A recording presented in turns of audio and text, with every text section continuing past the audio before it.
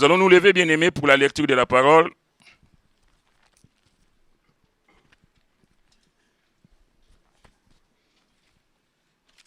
Nous allons prendre dans Évangile selon Matthieu au chapitre 22, un passage que nous connaissons, que le Seigneur a mis sur mon cœur pour partager avec vous. Ça s'appelle la parabole des noces.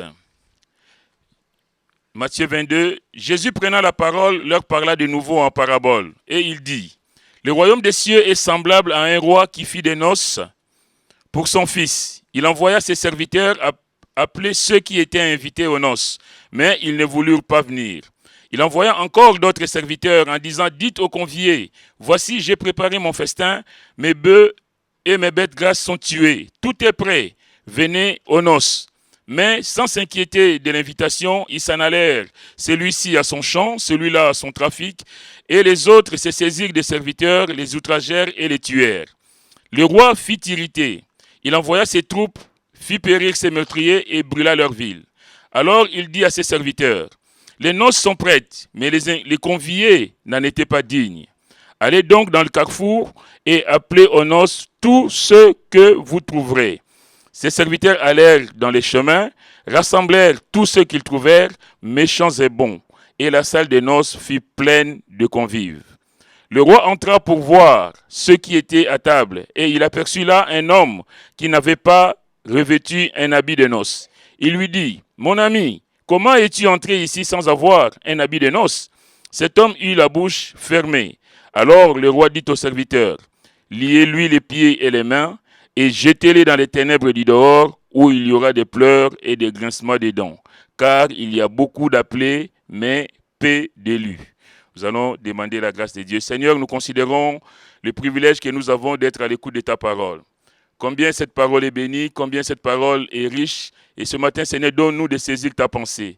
Merci mon Dieu, mon Père, pour cette occasion. Merci parce que tu es celui qui bénit, tu es celui qui agit. Seigneur, tu as entendu toutes ces requêtes, notre Dieu. Nous voulons simplement, Seigneur, renouveler notre confiance en toi, sachant que tu es le Dieu des miracles, tu es le Dieu de l'impossible.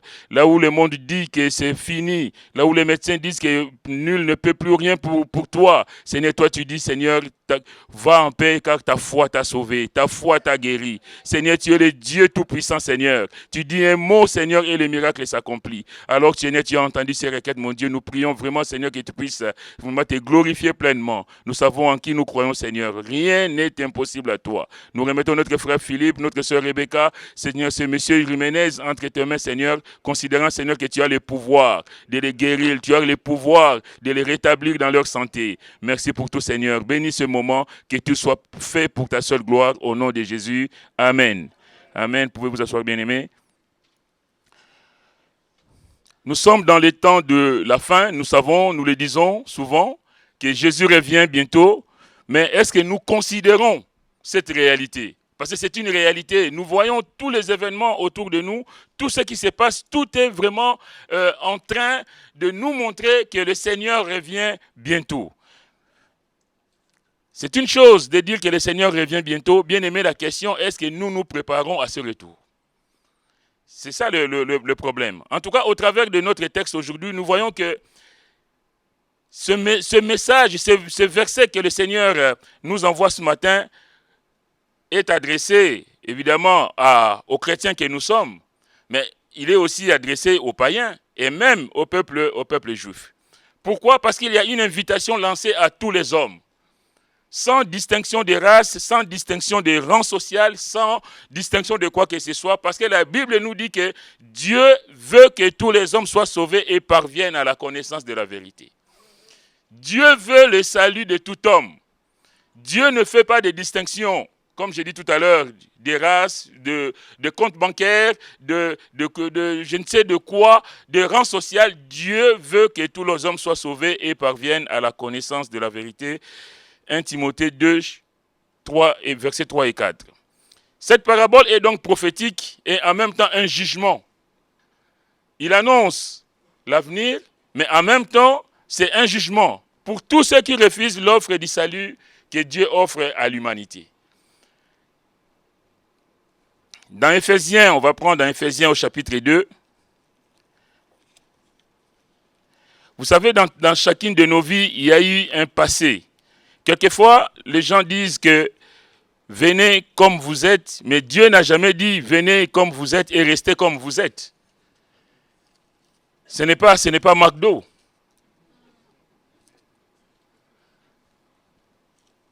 Venez comme vous êtes, parce qu'on voit maintenant, il y a des assemblées où il se passe n'importe quoi, où les gens vivent dans toutes sortes d'abominations, mais se considèrent quand même sauvés, parce que Dieu aime tous les hommes. Mais il y a la bonté de Dieu, il y a l'amour de Dieu, la sainteté de Dieu, mais il y a aussi le jugement de Dieu qui attend tout homme. L'apôtre Paul dit dans Éphésiens au chapitre 2, « Vous étiez morts par vos offenses et par vos péchés dans lesquels vous marchiez autrefois. » Dans la vie, il y aura toujours une autre fois. Selon les trains de ce monde, selon les princes de la puissance de l'air, de l'esprit qui agit maintenant dans les fils de la rébellion. Nous tous aussi, nous étions de leur nombre et nous vivions autrefois selon les convoitises de notre chair, accomplissant les volontés de la chair et de nos pensées, et nous étions par nature des enfants de colère comme les autres. Mais Dieu qui est riche en miséricorde, à cause du grand amour dont il nous a aimés, nous qui étions morts par nos offenses, nous a rendus à la vie avec Christ. Entre parenthèses, c'est par grâce que vous êtes sauvés. Personne ne peut se glorifier d'avoir mérité quoi que ce soit devant Dieu. Personne ne peut se vanter d'avoir un quelconque mérite devant le Seigneur. C'est par grâce que vous êtes sauvés. Il nous a ressuscités ensemble et nous a fait asseoir ensemble dans les lieux célestes en Jésus-Christ. L'enfant de Dieu doit considérer qu'il était mort dans ses péchés et que Dieu l'a ressuscité. Et ressuscité, c'est non seulement ressuscité pour vivre, pour se dire que voilà, je suis ressuscité, mais ressuscité avec Christ et assis dans le lieu céleste en Jésus-Christ, afin de montrer dans les siècles à venir l'infinie richesse de sa grâce par sa bonté envers nous en Jésus-Christ. Car c'est par la grâce, il répète, c'est par la grâce que vous êtes sauvés, par le moyen de la foi, et cela ne vient pas de vous, c'est le don de Dieu. Gratuit, un don, c'est-à-dire que donné. C'est offert, c'est donné, il n'y a qu'à prendre. Ce n'est point par les œuvres, afin que personne ne se glorifie. Dieu veut sauver tous les hommes. Dieu veut le bonheur de chacun de nous. Dieu veut que chacun de nous vive en paix, en harmonie avec lui, afin que personne ne se glorifie. Il est dit ici au verset 2, reprenons notre texte, « Le royaume des cieux est semblable à un roi qui fit des noces pour son fils. » Le royaume des cieux. Quand on parle du royaume des cieux, on a du mal, en tout cas en tant qu'être humain, de comprendre ce qu'est réellement le royaume des cieux. On ne peut pas. Qui peut nous décrire le royaume des cieux? Mais nous vivons par la foi, nous savons que ce qui nous attend là-haut est forcément meilleur à ce que nous vivons ici-bas. Dieu est au contrôle de toutes choses, mais Dieu nous réserve un avenir radieux. Le royaume des cieux, Dieu veut que nous participions à ce royaume. L'homme a du mal à considérer, en tout cas à se représenter le royaume, mais nous devons simplement savoir que ce qui nous attend là-haut est magnifique. Raison pour laquelle nous devons tout faire, mes frères, mes sœurs, tout faire pour en faire partie. Nous devons tout faire pour ne pas passer à côté de ce royaume. Nous devons tout faire pour inviter aussi les autres à prendre part à ces festins qui nous attendent là-haut. Le psalmiste pourrait dire, dans son palais, tout s'écrit gloire. Parce que tout s'écrit gloire. Il n'y a que gloire sur gloire dans son palais. Bien aimé, pourquoi je veux, moi, insister sur les choses de ce monde, alors que ce qui m'attend là-haut n'est que gloire sur gloire. Nous devons évoluer dans notre façon de considérer les choses de Dieu. Pourquoi nous faisons du surplace spirituellement? Parce que nous regardons à nous regardons à ce que nous sommes, mais nous ne considérons pas la bonté, l'amour de Dieu et ce qui nous attend plus loin. Dans son palais, tous s'écrient gloire. Il pourra dire aussi le psalmiste, mieux vaut un jour dans tes parvis que 1000 ailleurs. Nous le chantons. Mais est-ce que nous considérons mieux vaut un jour? Il dit même un seul jour dans tes parvis vaut mieux que 1000 ailleurs. Je préfère me tenir sur le seuil de la maison de mon Dieu plutôt que d'habiter sous les tentes de la méchanceté. Je préfère me tenir même sur le seuil, Seigneur, même les strapontins au ciel, s'il te plaît. Vous savez, quand on a travaillé, on a donné toute la journée, et puis on est fatigué, et on prend le métro, on dit, tiens, il me faut une place, et puis tout est occupé. Tout, tu ne peux pas. Là, tu regardes comme ça, tu regardes les autres qui sont assis en train de lire, tranquillement. Et dans ton cœur, tu te dis, mais personne ne va se lever, personne ne va descendre. Et tu regardes la personne à côté de toi, si elle va se lever, c'est pour que tu prennes la place et tu es là. Et puis l'autre, il est là tranquille. Il est en train de lire son journal. Et toi, tu es là, tu as bossé comme un malade toute la journée et tu n'en peux plus. Mais à ce moment-là, si même un strapontin s'est libéré, comment tu vas te jeter dessus? Seigneur, donne-moi de considérer, Seigneur, que ma vie sur terre ne vaut rien. Elle est ce qu'elle est. Merci Seigneur. Quelqu'un a prié tout à l'heure qu'on s'est levé par ta grâce, nous sommes là par ta grâce. J'ai dit Amen. Mais ce qui m'attend est meilleur que ce que j'ai ici-bas. Mieux vaut un jour dans tes parvis que 1000 ailleurs. Je préfère me tenir sur le seuil, sur la porte. Seigneur, que je sois même là devant, mais pourvu que je sois avec toi. Alléluia. Qui dit royaume, dit roi. Et ici, le roi, c'est donc Dieu le Père, Dieu le Père lui-même, qui organise des noces en faveur de son Fils. Le Fils, évidemment, c'est Jésus. En référence aux noces de l'agneau dont nous parle Apocalypse chapitre 19 que nous allons prendre. Apocalypse chapitre 19.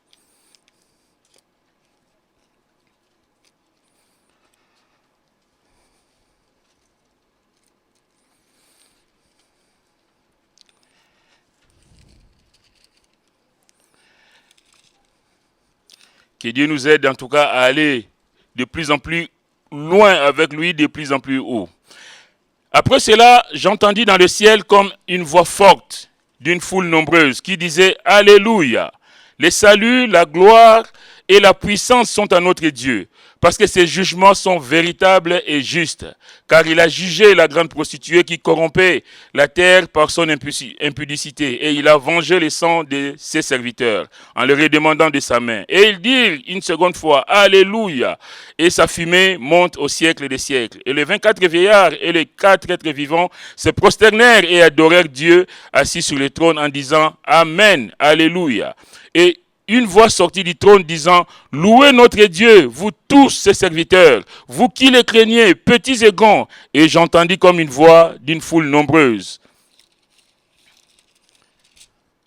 comme un bruit de grosses eaux et comme un bruit de fort tonnerre, disant, Alléluia, car le Seigneur notre Dieu Tout-Puissant est entré dans son règne. Réjouissons-nous et soyons dans l'allégresse et donnons-lui gloire. Car les noces de l'agneau sont venues et son épouse s'est préparée. Il lui a été donné de se revêtir d'un fin lin éclatant, pur. Car le fin lin, ce sont les œuvres justes des saints. Et l'ange me dit, écris, heureux ceux qui sont appelés au festin des noces de l'agneau. Heureux ceux qui sont appelés au festin des noces de l'agneau.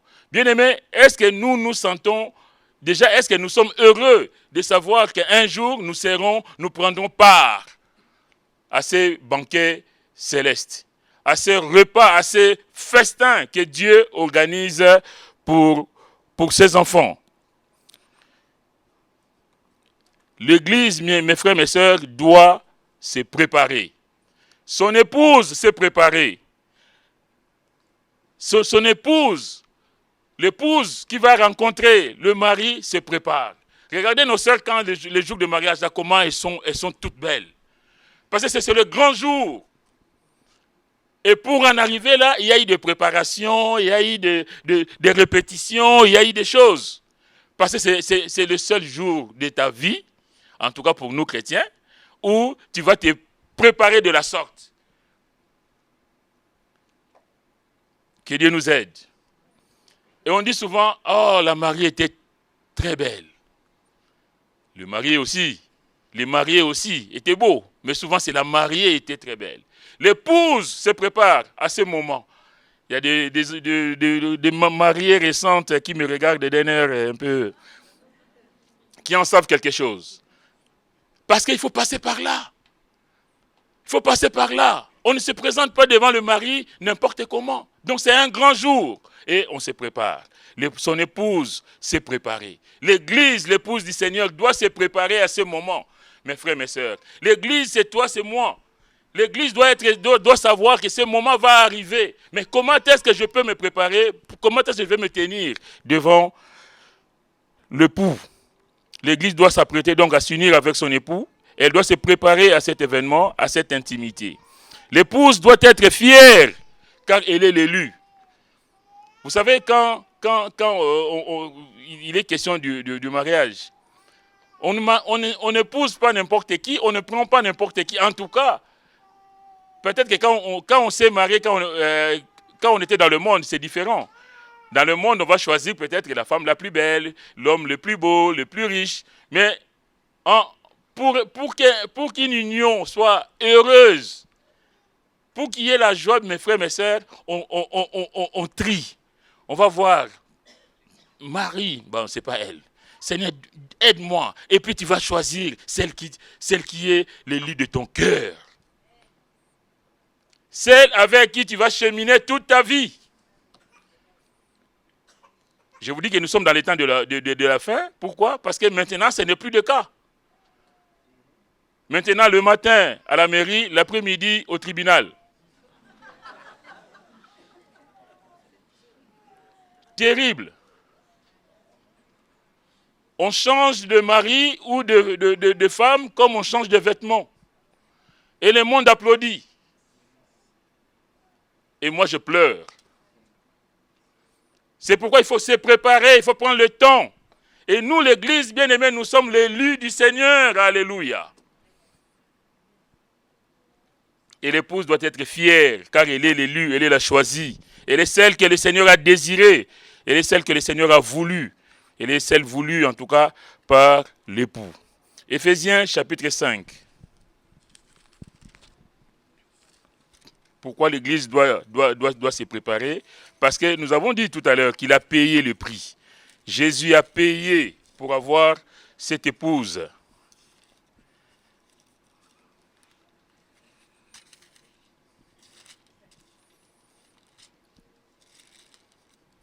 Éphésiens chapitre 5, c'est verset que nous connaissons.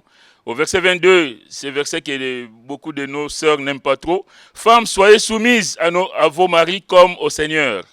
Je répète ici que la soumission, quand il est parlé de soumission de la femme, ce n'est pas la servilité.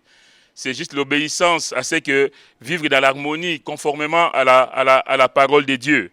Mais quand c'est pris littéralement, quelquefois ça crée des soucis. Mais ce que je voulais dire, c'est Marie, aimez vos femmes, verset 25. Marie, aimez vos femmes comme Christ a aimé l'Église et s'est livré lui-même pour elle, afin de la sanctifier par la parole, après l'avoir purifiée par le baptême d'eau, afin de faire paraître devant lui cette Église glorieuse, sans tache ni ride, ni rien de semblable, mais sainte et irrépréhensible. Christ a donné sa vie.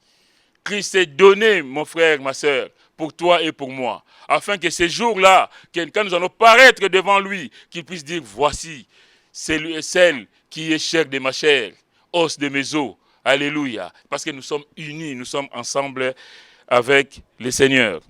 Le Seigneur dira dans Jean 10, verset 11, « Je suis le bon berger, et le bon berger donne sa vie pour ses brebis. » Le bon berger. Le Seigneur a donné sa vie, mes frères, mes sœurs, pour toi et pour moi, pour que nous soyons de ceux-là qui vont participer à ces banquets célestes. Que Dieu nous aide à considérer, bien aimés, que ici sur terre, nous sommes de passage.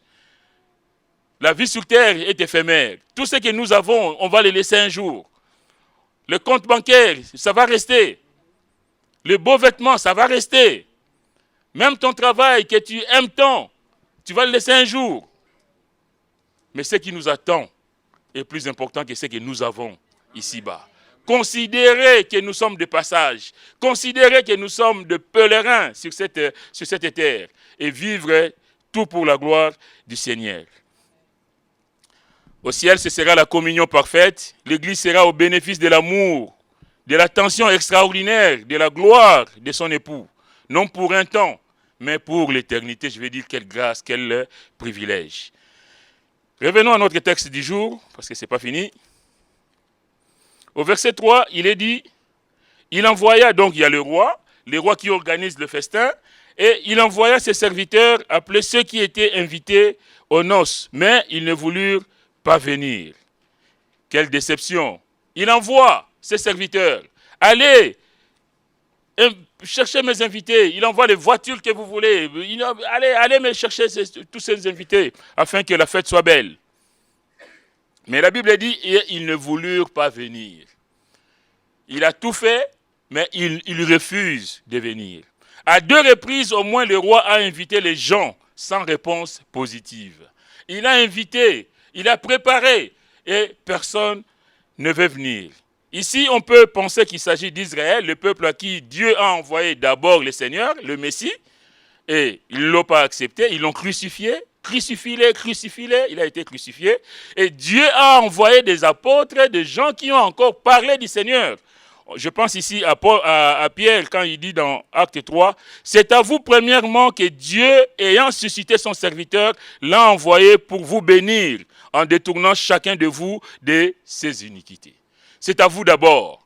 Il a envoyé à Israël d'abord, mais ils n'ont pas reconnu en Jésus le Messie qu'ils attendaient toujours. Ils l'ont crucifié. Et malgré cela, il y a la Pentecôte, il y a des apôtres, le message est encore annoncé, mais sans succès. Sans succès.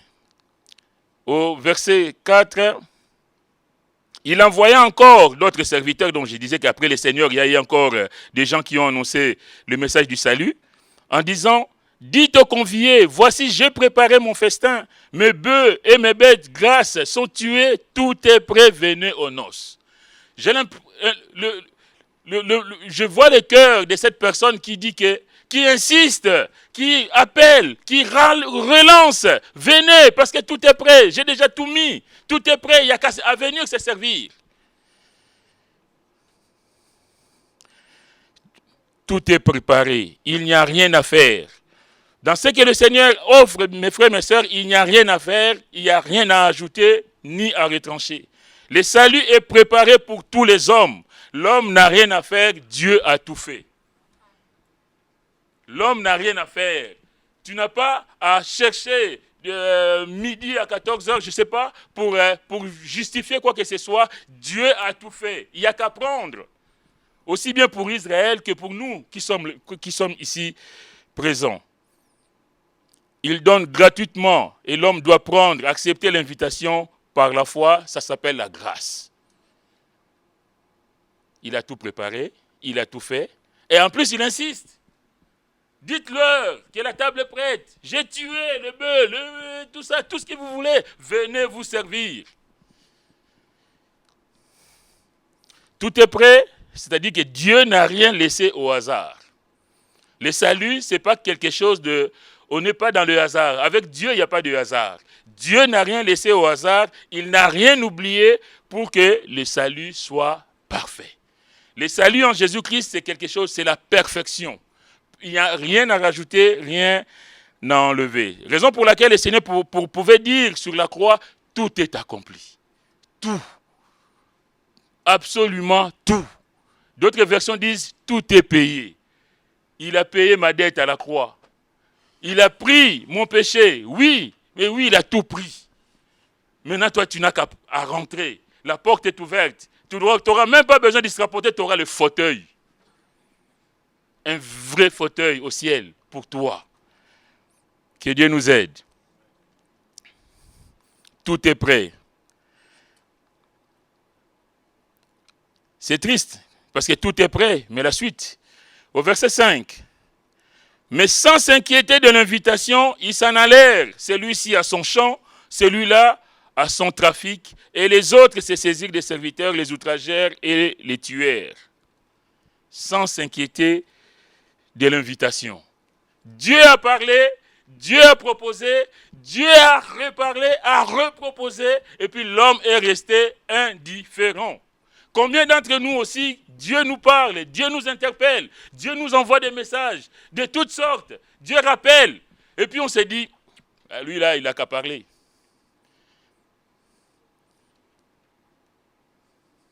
Sans s'inquiéter de l'invitation. Il dit en amont, tout est préparé. Il n'y a qu'à prendre. Mais la Bible nous dit que sans s'inquiéter de l'invitation, il y a d'autres versions qui disent mais négligeant l'invitation. On considère que nos activités sont plus importantes que l'appel de Dieu. On considère que ma vie là sur terre, là, dont on disait tout à l'heure qu'elle n'est que passagère, elle n'est qu'éphémère. Le frère tout à l'heure en priant, il dit, tu peux claquer les doigts et puis boum, plus rien. Comme tu peux claquer les doigts et tout repart. Combien nous devons considérer que Dieu est puissant et que Dieu est capable de tout. On voit ici, négligeant l'invitation. D'autres versions disent, restant indifférent. Seigneur, tu peux toujours parler, moi j'ai ma vie. Et moi, ma vie, je la mène comme je veux. Moi, mon caractère, je le garde comme je veux. Ce n'est pas d'aujourd'hui. Moi, on me connaît méchant. Moi, quand je rentre à la maison, personne ne dit plus rien. Parce qu'on sait que papa est là. Le terrible papa Jean Makassi est là. Alors, on ne veut rien changer, malgré l'appel de Dieu, malgré les recommandations de Dieu. Il y a l'autre version qui dit, ils ne s'en soucièrent pas. Pas de soucis des affaires de Dieu. Par ce refus, on constate donc l'indifférence. Pourquoi il y a cette indifférence des uns et des autres? Parce qu'il y a le manque d'amour pour Dieu. Souvent les gens disent qu'on aime Dieu. Mais en réalité, on n'aime pas Dieu parce que quand on ne fait pas la volonté de Dieu, si vous m'aimez, gardez mes commandements. Est-ce que nous gardons les commandements de Dieu? En d'autres termes, si nous ne gardons pas les commandements de Dieu, nous n'aimons pas Dieu. On se fourvoie tout seul. On se dit, oui, moi j'aime le Seigneur, mais en réalité, tu n'aimes pas le Seigneur. Si tu n'appliques pas les commandements de Dieu, il y a comme une incompatibilité entre vous, ce n'est pas possible. Pourquoi l'indifférence? C'est parce qu'il y a le manque d'amour pour Dieu. Parce qu'on accorde plus d'importance aux choses matérielles plutôt qu'aux choses de Dieu. On accorde plus d'importance à ce qui est charnel, passagère. C'est passager plutôt qu'aux choses spirituelles. Moi d'abord, Dieu après. Pourquoi il y a cette indifférence? Parce qu'on est sourd à l'appel de Dieu. On ferme l'oreille, on se bouche les oreilles. Seigneur, tu as parlé de la repentance. Ah bon, là, ok, d'accord, tu peux toujours causer. Et puis Dieu va te le rappeler. Le pardon, Seigneur, tout, mais non, tu ne sais pas ce qu'il m'a fait. Et ce que nous, on a fait au Seigneur, parce que c'est nous qui l'avons crucifié. Mais du haut de la croix, il va dire, Père, pardonne-leur car ils ne savent pas ce qu'ils font. Méprisé de tous, humilié, mais il a pardonné. Bien-aimés, combien nous aussi nous devons pardonner? Combien nous aussi nous devons tenir compte de ce que les offenses que nous subissons ici bas ne sont rien à ce qui m'attend là-haut. Il ne sera point fait de miséricorde à quiconque ne fait pas miséricorde. Toi, tu ne veux pas pardonner, mais tu veux que Dieu te pardonne.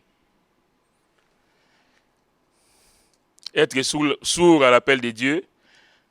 L'indifférence, c'est aussi compter sur soi-même et non sur Dieu. Celui-là a son trafic, d'autres a son champ. Pourquoi? Parce que je me suis levé le matin. Ah, moi, j'ai mes activités. Ah, moi, les affaires de Dieu, non. Ça va attendre dimanche. Nos activités d'abord. C'est écrit. Ils ont négligé l'invitation parce qu'ils ont leurs activités, ils ont leur vie. Seigneur, ma vie d'abord, le reste, on verra plus tard, quand je pourrai.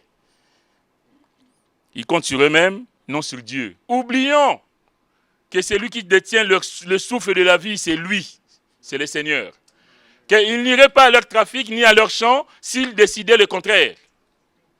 Et combien, on le dit souvent dans nos messages, mais combien nous aussi nous devons considérer que nous sommes là par la grâce de Dieu. J'ai un travail par la grâce de Dieu. Je suis à l'église, merci Seigneur, par la grâce de Dieu. Quelqu'un a prié tout à l'heure que nous sommes venus là par ta grâce Seigneur, sans accident sur la route. Merci Seigneur que tu nous as gardés. Je me couche le soir et je me réveille par ta grâce Seigneur. Combien n'ont pas pu se lever ce matin? Combien ont programmé leur journée aussi, comme ceux-là, celui-là, son trafic, et puis ils n'ont pas pu le réaliser. Bien-aimés, combien nous devons considérer l'amour de Dieu, la grâce de Dieu dans notre vie. Être sourd à l'appel de Dieu, compter sur soi et non sur le Seigneur. Le Seigneur a dit dans Matthieu 16, on va le prendre. Matthieu 16, excusez-moi, mais j'ai plusieurs lectures aujourd'hui. C'est jour du Seigneur, dimanche, merci Seigneur.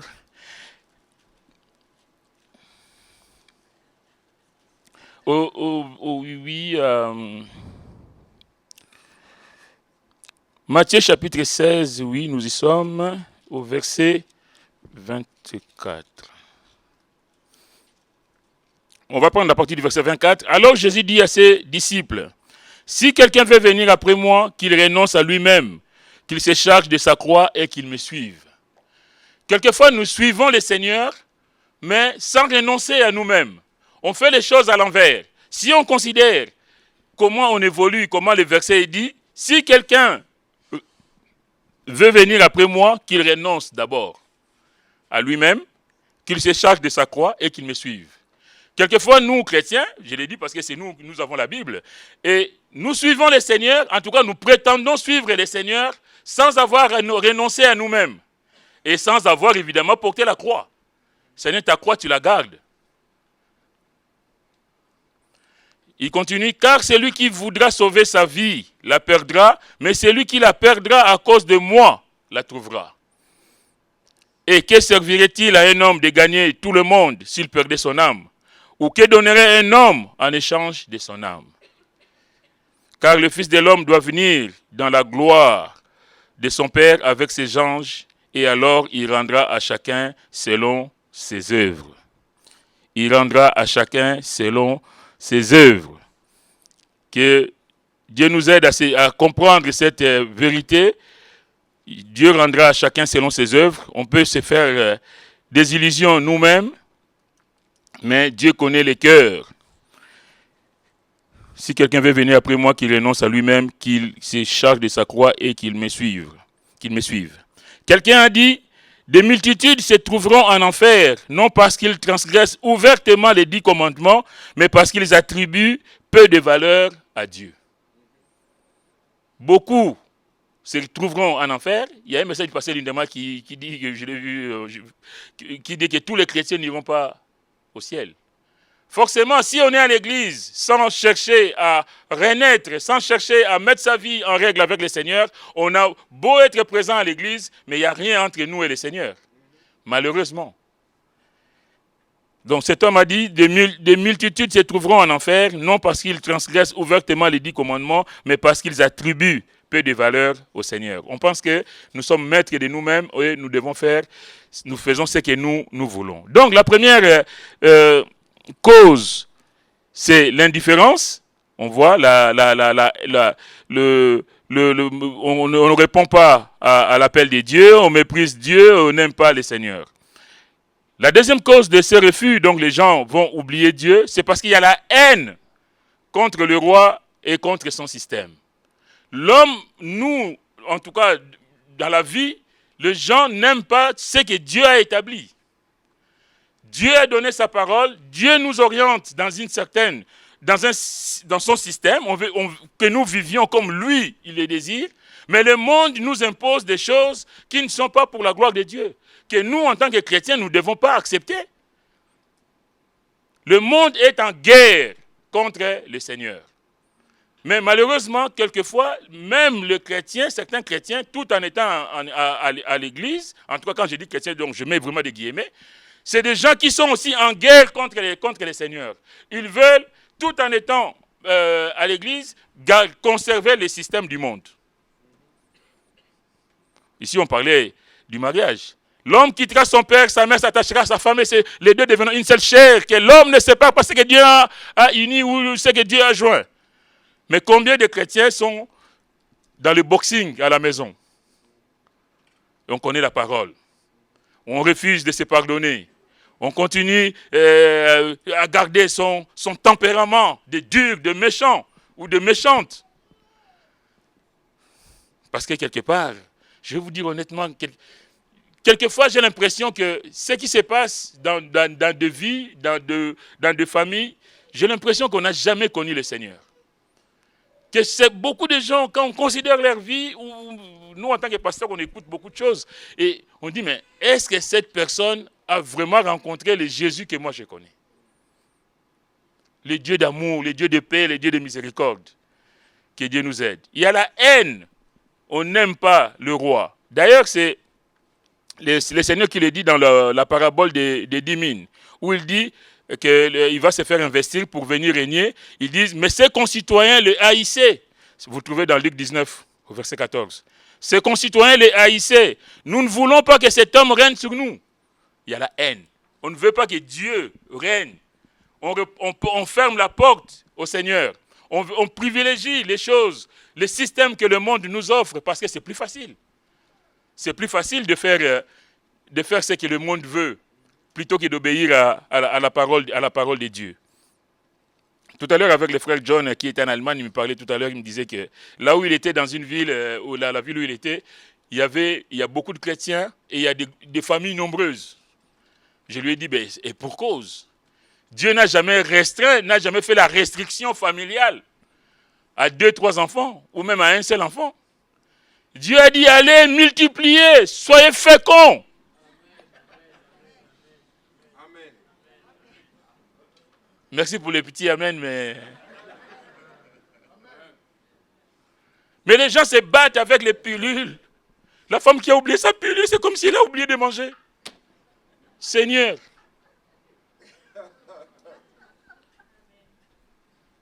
Elle peut tout oublier sauf la petite pilule.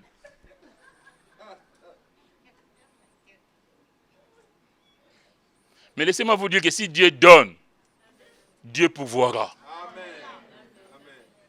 Dieu ne peut pas te donner une famille de 10 enfants et puis t'abandonner. Si Dieu donne, il pourvoira. C'est un manque de foi. Moi, je l'ai dit. Si on ne peut pas, vous savez, nous on est dans une famille de 5. Moi je suis né dans une famille de 5. Ma mère qui ne connaissait pas évidemment, c'est le système de pilules. Elle cherchait à avoir, moi je suis le dernier. Elle ne voulait pas que je sois le dernier. Elle a tout fait pour avoir un 6e, elle ne l'a jamais eu. Parce que Dieu a décidé que Madame Makassi, Pauline, elle s'appelait ma mère, aura 5 enfants. C'était dans le plan de Dieu. Ma mère commençait à parler des sorciers. Les sorciers du village ne veulent pas que j'aie d'autres enfants. Jean ne sera pas les derniers. Les sorciers, oui, mais voilà quoi. Je dis que Dieu, quand Dieu donne, Dieu a décidé pour toi 2 enfants, ce sera 2 enfants. Je ne dis pas que non plus, mais je suis en train de vous dire que le plan de Dieu, c'est celui qui s'accomplit dans nos vies. Si Dieu prend soin de toi, si Dieu te donne, mon frère, ma soeur, ne va pas avorter. Tu dis, Seigneur, parce que tu me l'as donné, je le prends. Amen. Vous savez, ma fille s'est mariée récemment. Et elle a fait un peu les choses à l'envers. On lui a dit, avant qu'il de se marier, avant d'avoir les petites que vous voyez avec moi la première, on dit non, tu as encore tes études, tu dois aller avorter. Mais cet enfant a grandi dans cette église. Elle dit, ah non, mais c'est un crime. Elle a fui. La belle-mère, de sa belle-mère, là, le mari, la mère de son mari, lui dit, ah non, moi mon fils il est jeune, il ne va pas s'occuper de elle, non, vous êtes... Et ma fille, boum, elle s'est barrée. Permettez-moi l'expression. Elle dit non, j'ai toujours appris que c'est un crime de tuer les bébés, même le fœtus, parce que c'est une vie. Et aujourd'hui, on est content d'avoir les petites courir, me monter partout là, me faire des... Je suis un papy béni. Merci Seigneur. Je connais une collègue qui travaille avec moi. Elle a maintenant un garçon qui doit avoir la trentaine. Elle est chrétienne. Quand elle a eu cet enfant, on lui a dit aussi, ah oui, mais tu vois, tu viens d'avoir un autre enfant, tout d'un coup, tu as un deuxième, il faut avorter. Elle a dit, ah jamais, ça jamais. Je vais avoir mon enfant. Et elle me dit, Jean, tu sais, quand je vois, le petit s'appelle Nigel, il dit, quand je vois Nigel passer, je le regarde. En fait, Nigel ne serait pas là si j'avais écouté la voix de ceux qui ont prêché la mauvaise nouvelle, la mauvaise parole. Et il dit, je suis admirative devant cet enfant quand je vois comment Dieu a fait grâce parce que j'ai refusé d'écouter cette voix qui me poussait à l'avortement. Dieu, quand Dieu donne, mes frères, mes sœurs, on prend. Et Dieu pourvoira. Dieu pourvoira. Dieu ne va pas t'abandonner. Ah oui, mais Dieu n'a jamais dit. Dieu a dit, allez multiplier, soyez féconds. Que Dieu soit béni.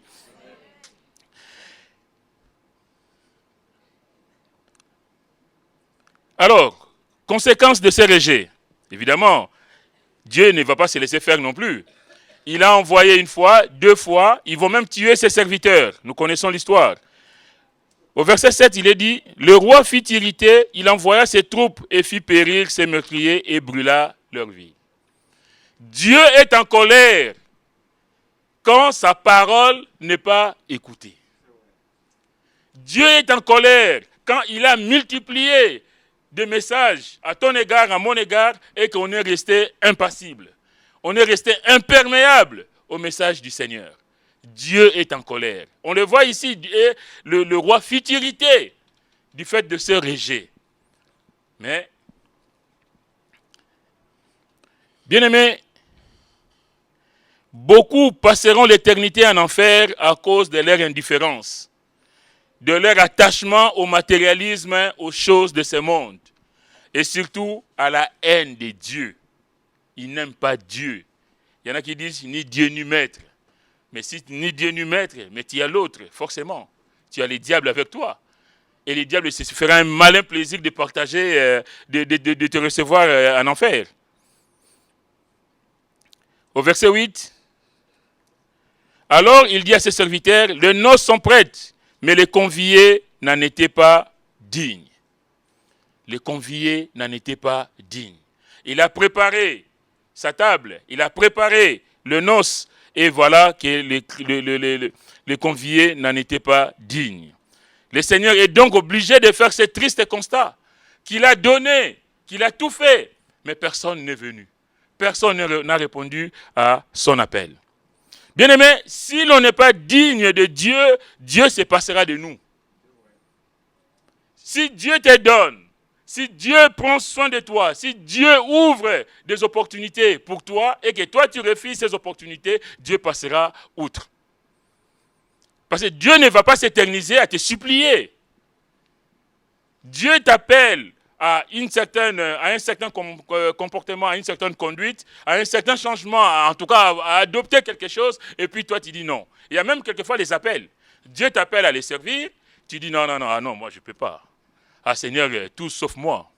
Moi qui vous parle, honnêtement, je n'ai jamais pensé un jour me tenir un micro pendant, je ne suis pas près d'une heure pour prêcher. Quand on me l'a dit, je dis, ah non, alors là, pas moi, non, vous vous trompez, sûrement vous vous trompez. On dit non, on va fermer les oreilles, on dit non, pas moi, je ne suis pas fait pour ces choses-là. Si on n'est pas digne, Dieu va prendre quelqu'un d'autre. C'est comme l'histoire d'Esther. Sais-tu si c'est pour ça que Dieu t'a mis là? Dieu t'appelle à quelque chose, toi tu dis non, Jean, tu ne peux pas? Je prends Blaise. Et puis tu vas voir, Blaise va faire les choses que tu as dit, mais j'aurais pu faire comme lui, mais c'est trop tard. Bien aimé, si on ne répond pas en temps et en heure à l'appel de Dieu, Dieu se passera de nous. Dieu veut le bonheur de chacun de nous. Alors, dans Matthieu chapitre 10, il nous est dit, c'est lui qui aime. On va prendre d'ailleurs Matthieu 10, on n'est pas loin. Matthieu 10 à partir du verset 32, on va faire vite. C'est pourquoi quiconque me confessera devant les hommes, je les confesserai aussi devant mon Père qui est dans les cieux. Mais quiconque me reniera devant les hommes, je le renierai aussi devant mon Père qui est dans les cieux. Ne croyez pas que je sois venu apporter la paix sur la terre. Je ne suis pas venu apporter la paix, mais l'épée. Car je suis venu mettre la division entre l'homme et son père, entre la fille et sa mère, entre la belle-fille et sa belle-mère, et l'homme aura pour ennemi les gens de sa maison. Celui qui aime son père ou sa mère plus que moi n'est pas digne de moi. Et celui qui aime son fils ou sa fille plus que moi n'est pas digne de moi. Celui qui ne prend pas sa croix, ça revient encore, qui ne prend pas sa croix et ne me suit pas, n'est pas digne de moi. Celui qui conservera sa vie la perdra, et celui qui perdra sa vie à cause de moi la retrouvera. Celui qui aime son père ou sa mère plus que Dieu n'est pas digne de Dieu. Et ici, il est dit que je ne suis pas venu apporter la paix, mais l'épée. Pour dire que quand on est en Christ bien-aimé, les choses changent.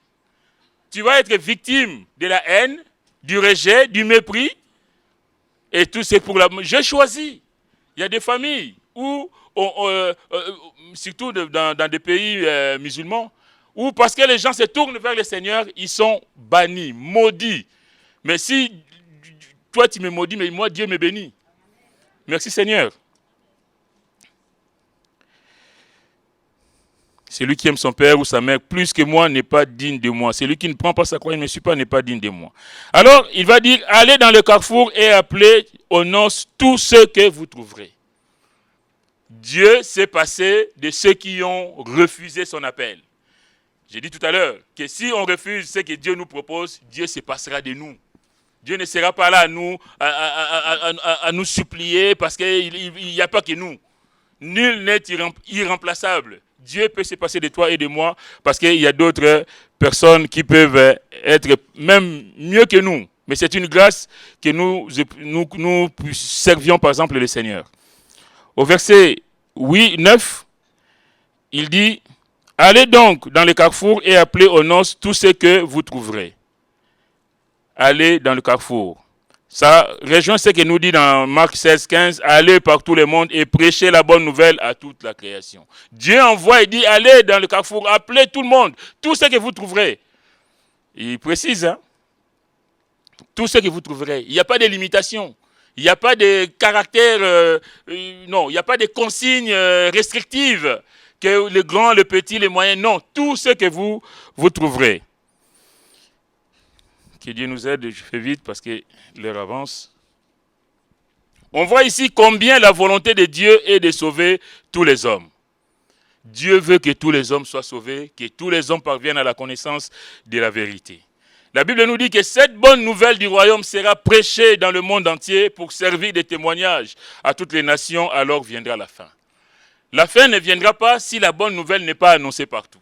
Dieu veut que nous soyons ces messagers qui apportons la bonne nouvelle partout dans le monde entier. L'invitation du Seigneur est adressée à tous ceux qui veulent, tous ceux qui l'acceptent, tous ceux qui acceptent d'entendre sa voix et tous ceux qui ont faim et soif de la vérité. Il dit allez, les serviteurs vont aller, vont croiser du monde et puis ils vont leur parler du Seigneur. Cette invitation est adressée à tous, sans exception, sans regarder au rang social, à la race, au caractère, à la nationalité, etc. Le méchant et le bon, tout le monde. La Bible dit au verset 10, ces serviteurs allèrent dans les chemins, rassemblèrent tous ceux qu'ils trouvèrent. Évidemment, ils ont obéi à la parole. Ils rassemblèrent tous ceux qu'ils trouvèrent, méchants et bons, et la salle des noces fut pleine de convives. Ils rassemblèrent tous ceux qu'ils ont trouvés, méchants et bons. Dieu n'a pas de préférence, Dieu n'a pas de choix personnel parce que tu as un bon caractère, parce que tu es grand, tu es petit. Dieu veut que tous les hommes soient sauvés, que tous les hommes rentrent dans l'éternité. La Bible dit, et la salle fut pleine. C'est la responsabilité de tous les chrétiens bien-aimés d'annoncer la bonne nouvelle pour que la maison du Seigneur soit remplie. C'est notre responsabilité d'annoncer la bonne nouvelle. Partout où nous sommes, d'annoncer que le Seigneur nous a sauvés. Et combien il attend que les hommes, les femmes soient sauvés, que la maison du Seigneur soit remplie. Et c'est ainsi que nous devons hâter le retour du Seigneur. Nous voulons que le Seigneur revienne. En tout cas, moi, je veux que le Seigneur revienne. Parce que la vie sur terre, je suis fatigué. Seigneur, reviens. Viens, Seigneur. Prends-nous avec toi. Comme ça, on sera en paix, tranquille. Plus de soucis, plus de larmes. Merci, Seigneur. Verset 11. Le roi entra. Il y a la suite. Le roi entra pour voir ceux qui étaient à table et il aperçut là un homme qui n'avait pas revêtu un habit de noces. La maison du Seigneur est pleine. Les convives sont là. Tout le monde est là. Mais il y a un petit hic. Il y a parmi eux quelqu'un qui n'a pas revêtu l'uniforme. La tenue obligée pour participer au festin. Il aperçut là un homme qui n'avait pas revêtu un habit de noces. Selon l'original, il aperçut un homme qui n'avait pas été revêtu. En d'autres termes, vous savez, en français, il y a le temps, il y a le mode en conjugaison, hein, le présent, le passé, le futur et tout ça. Il y a le mode indicatif, subjonctif, tout ce que vous voulez. Et il y a les voix, qu'on appelle les voix actives ou voix passives. La voix active, c'est toi, c'est le sujet qui fait action. Mais dans la voix passive, c'est le sujet subit l'action. C'est-à-dire, en d'autres termes, un homme qui n'avait pas été revêtu, c'est un homme qui a refusé d'être revêtu. En d'autres termes aussi, c'est que la tenue lui a été proposée et cet homme a dit non. Il n'avait rien à faire. Vous savez, au Moyen-Orient, quand il y avait des mariages comme ça, la personne qui invite, c'est lui qui fournissait le vêtement. Maintenant, on en voit de plus en plus, surtout nous en Afrique, quand il y a par exemple un décès ou il y a un mariage, les gens se mettent une tenue où on différencie la famille du marié, la famille de la mariée, ou évidemment. Donc pour différencier, donc cette personne, tu n'as rien à faire. La tenue, elle est offerte. Il n'y a qu'à passer au vestiaire et tiens, monsieur Jean, ça c'est pour toi. Et tu rentres dans la salle. Et cet homme se retrouve au milieu des autres et il n'a pas la tenue adéquate. L'habit lui a donc été proposé, comme aux autres, mais il a refusé ses vêtements et a préféré garder le sien. Ça rejoint ce que je vous disais tout à l'heure. Dieu parle, Dieu donne, mais nous on préfère garder ce que nous avons, ce que nous pensons avoir. Alors que ce que Dieu nous donne est meilleur que ce que nous disposons. Il a préféré garder son vêtement. Pourquoi? Parce que ces vêtements étaient peut-être beaux à ses yeux, mais pas aux yeux de celui qui a invité. Tu peux mettre ta belle robe, tu trouves magnifique, et puis tu passes dans la rue, les gens te disent « Ah bon? Oh là là! Qu'est-ce qu'il est bizarre cette dame ?» Pourtant, toi, chez toi, tu pensais avoir mis la plus belle robe de... Tu vas à une soirée, tu dis, ah, aujourd'hui, je serai la plus belle. Ah là là là là. Les autres, là, n'ont qu'à bien se tenir. Et puis, tu passes comme ça. Mais à ses yeux, ses vêtements étaient sûrement les plus beaux. Bien aimé, c'est comme nous. Quelquefois, nous considérons nos vies comme étant parfaites. Moi, je n'ai rien à me reprocher, mais tout va bien dans ma vie. Moi, je n'ai pas à changer. C'est les autres qui doivent changer.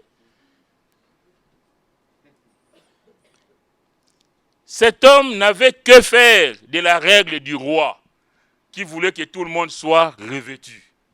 Lui, on lui a proposé, il a dit non, non, non. Moi, ça, non, non, non. Moi, je ne peux pas enlever ma veste pour mettre... Non, non, non, ah non, jamais. Il y a des règles dans la société à respecter. Il y a des règles. Dieu a dit, allez chercher, ramenez-les. Mais en passant par le vestiaire divin, où chacun doit être revêtu. Nul ne se présente devant Dieu les mains vides, on le dit dans la Bible. On ne s'approche pas de Dieu n'importe comment. On s'approche de Dieu en étant revêtu du Seigneur. Il pensait faire exception, se distinguer des autres. Moi, je ne peux pas m'habiller comme vous. Ah non, non, non, moi je ne suis pas de ces rangs-là. Donc cet homme, peut-être s'estimait-il supérieur aux autres pour s'habiller comme eux. L'orgueil. Il s'est dit non, moi ma tenue, ah non, non, non, pour rien au monde je changerai ma tenue. C'est l'esprit de rébellion contre l'autorité établie. On se rebelle contre l'autorité. On voit aussi dans les églises, on voit dans nos familles, combien la rébellion prend place. Les enfants qui ne se soumettent pas aux autorités des parents, c'est une malédiction. Dans les églises, ce n'est pas ici, heureusement, merci Seigneur, où les gens ne se soumettent pas à l'autorité du pasteur, alors que c'est le pasteur que Dieu a établi dans l'église pour conduire le peuple. On a dit tout à l'heure que Marie, femme, soyez soumises, Marie, aimez vos femmes. Mais pareil, bien aimé, dans aucune société où, je vais dire différemment, dans une société, dans une organisation où il n'y a pas de règles, c'est l'anarchie. Si chacun fait ce qu'il veut, on le voit dans les livres des juges dans la Bible, chacun faisait ce qu'il voulait et c'était la débandade. Si dans une famille, chacun fait ce qu'il veut, c'est le désordre. Si dans une église, chacun fait ce qu'il veut, c'est le désordre. Et au ciel, il n'y aura pas de désordre. Personne ne fera ce qu'il voudra au ciel. La preuve. Cet homme qui pensait être malin, qui a voulu garder sa tenue comme avant, qui n'a pas voulu changer, être revêtu de la justice de Dieu, et cet homme va, Dieu, évidemment on a dit ici que le roi, c'est Dieu le Père lui-même. Beaucoup pensent aller au ciel avec leur propre justice. Bien-aimés, il faut se revêtir du vêtement du salut que Christ nous donne au travers de son sang versé à la croix. C'est au travers de la croix du Seigneur que nous sommes sauvés. C'est au travers de ce sang versé à la croix que nous pourrons voir la face de Dieu un jour. Ésaïe 64,5 nous dit, nous sommes tous comme des impurs et toute notre justice est comme un vêtement souillé. On se considère propre. On s'estime plus spirituel que d'autres. On se croit plus beau que d'autres. On se croit admis au ciel parce qu'on a une certaine prestance. Mais Dieu connaît nos cœurs et Dieu connaît nos vies. La terrible question, le roi lui dit, mon ami, comment es-tu entré ici? Il n'y aura pas de fraude au ciel. Personne ne pourra frauder au ciel. Il n'y aura pas de magouille, de tricherie au ciel. Cet homme était malheureux parce qu'il était aveugle sur son état. Lui, il se pensait malin. Lui, il se disait, moi, personne ne me voit. Moi, je garde mes habitudes, je garde mes vêtements. Moi, je ne fais pas comme tout le monde. Ah ben moi, ils peuvent toujours parler, moi. Mais un jour, tout sera mis à la lumière du Seigneur. Cet homme était malheureux parce qu'il était aveugle sur son état. Cet homme va passer à côté d'une belle soirée à cause de son entêtement, à cause de son orgueil. Parce qu'il a compté sur ses propres capacités et s'est cru supérieur aux autres. Mais Dieu voit tout. La Bible dit, cet homme eut la bouche fermée. Donc le roi entra pour voir ce qui était à la table. Il aperçut là un homme qui n'avait pas revêtu un vêtement de noces. Il lui dit, mon ami, comment es-tu entré ici sans avoir un vêtement, un habit de noces? La Bible dit, cet homme eut la bouche fermée. Pourquoi cet homme eut-il la bouche fermée? Parce que devant le Seigneur, il n'y aura aucune explication, il n'y aura aucune excuse. C'est aujourd'hui le jour du salut. Devant le Seigneur, il n'y aura aucune explication. Personne ne pourra dire, Seigneur, moi je n'étais pas au courant. Que moi je ne savais pas, il n'y aura pas d'excuse. Cet homme eut la bouche fermée parce que sa conscience même l'accusait, car il savait que le vêtement était offert, mais lui il a refusé. Avec Dieu il n'y a pas d'arbitraire. Dieu il est juste et il fera, sa justice sera appliquée. Nous nous croyons malins entre nous, bien-aimés, mais Dieu connaît nos cœurs, Dieu connaît nos vies. La question ce matin, on va s'arrêter là. Sommes-nous prêts à participer à la table du Seigneur? Est-ce que nous nous sommes préparés comme la véritable épouse qui s'est préparée pour aller à la rencontre de son époux? Sommes-nous passés par une réelle repentance? Acceptons-nous réellement que le Seigneur règne sur nous? Parce que là, il y a des questions. Hein? On a dit tout à l'heure, nous ne voulons pas que cet homme règne sur nous. Est-ce que nous acceptons de mourir à nous-mêmes afin que le Seigneur règne sur nous? Sommes-nous revêtus de sa justice? On va prendre un dernier passage, c'est dans Romains 13, et ce sera la conclusion. Romains 13.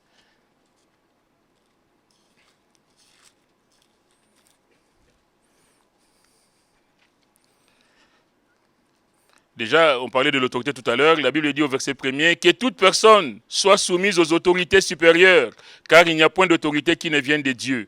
Et les autorités qui existent ont été instituées de Dieu. C'est pourquoi celui qui s'oppose à l'autorité résiste à l'ordre que Dieu a établi. Refuser l'autorité, c'est résister à l'ordre que Dieu a établi. Que ce soit dans nos familles. C'est des messages qu'on n'aime pas dire, mais c'est la parole de Dieu.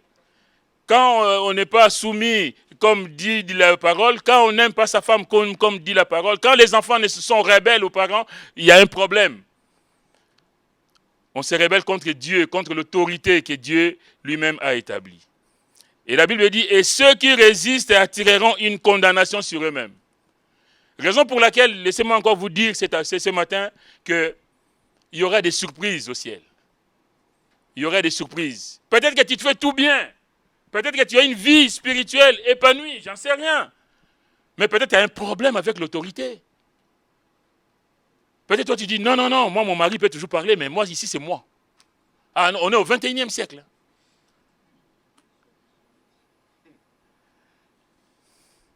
Une fois j'ai eu une sœur chrétienne qui m'a parlé des difficultés de son couple, qui me dit, je connais d'où ça vient. J'ai dit, ah bon, pourquoi ? Ah oui, parce que j'ai mon autonomie financière.